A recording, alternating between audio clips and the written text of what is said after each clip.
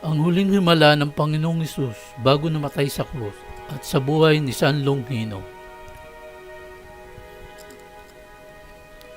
Sa Ebanghelyo ni Juan, mababasa natin ang ganito. Subalit sinaksak ng isang kawal ang tagiliran ni Hesus sa pamamagitan ng sibat at agad lumabas doon ang dugo at tubig. Bagamat hindi nabanggit ang pangalan ng sundalong ito sa canonical na Ebanghelyo, ang pangalang Longinos na pinaniniwalaang sumaksak sa tagiliran ng Panginoong Hesus ay matatagpuan sa apokryphal na Ebanghelyo ni Nicodemus.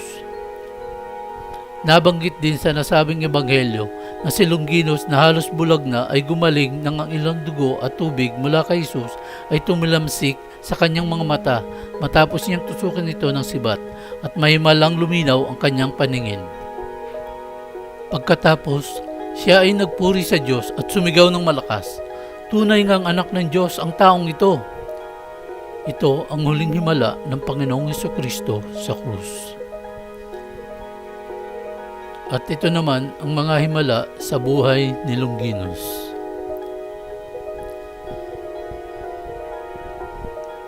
Isa si Longinos na naatasan na magbantay sa libingan ni Hesus at nakasaksi sa muling pagkabuhay ng Panginoon. Sa Ebanghelyo ni Mateo, mababasa natin ang ganito. Pagkaalis ng mga babae, pumunta sa lungsod ang ilan sa mga kawal na nagbabantay sa libingan at isinalaysay sa mga punong pare ang buong pangyayari. Nakipagpulong naman ang mga punong pare sa mga pinuno ng bayan at nagkasundo silang suhulan ng malaki ang mga kawal.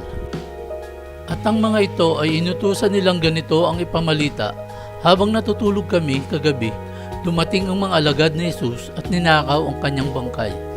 Sinabi pa nila, huwag kayong mag-alala kung makarating man ito sa gobernador, kami ang bahala sa inyo. Tinanggap ng mga bantay ang suhol at ganoon nga ang kanilang ginawa. Kaya magpahanggang ngayon, ito pa rin ang pinamamalita sa mga Hudyo. Ngunit hindi tinanggap ni Longinos at ng dalawa pang kawal ang suhol, sa halip sila ay umalis sa hukbo. Sila ay nagpabautismo bilang mga Kristiyano at nag-aral ng mga salita ng Diyos mula sa mga apostol. Umuwi si Longinos sa kanyang bayan sa Cappadocia kasama ang dalawa pang mga dating kawal Romano. Sila ay naglingkod sa Panginoon at ipinangaral nila ang salita ng Diyos. Mainit silang tinanggap ng kanyang kababayan kaya na-convert nila ang mga ito sa Kristyanismo. Dinakip siya ng mga kawal Romano at ikinulong. Pinilit siya ng mga kawal na talikuran ang kanyang pananampalatayang Kristiyano. Ngunit siya ay tumanggi. Sa galit ng mga kawal, siya ay pinutulan ng dila at tinanggalan ng ngipin. Ganun pa man, si Longinos ay himalang nagpatuloy sa pagsasalita ng malinaw at nagawa pang sirain ang ilang Diyos-Diyosan sa harapan ng gobernador. Dahil dyan, iniutos ng gobernador na nooy nanlalabo na rin ang mga mata na pugutan siya ng ulo.